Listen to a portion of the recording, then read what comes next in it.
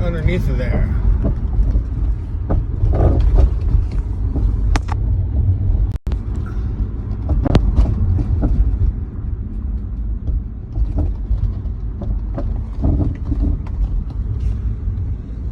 It feels like it's coming from beneath my feet.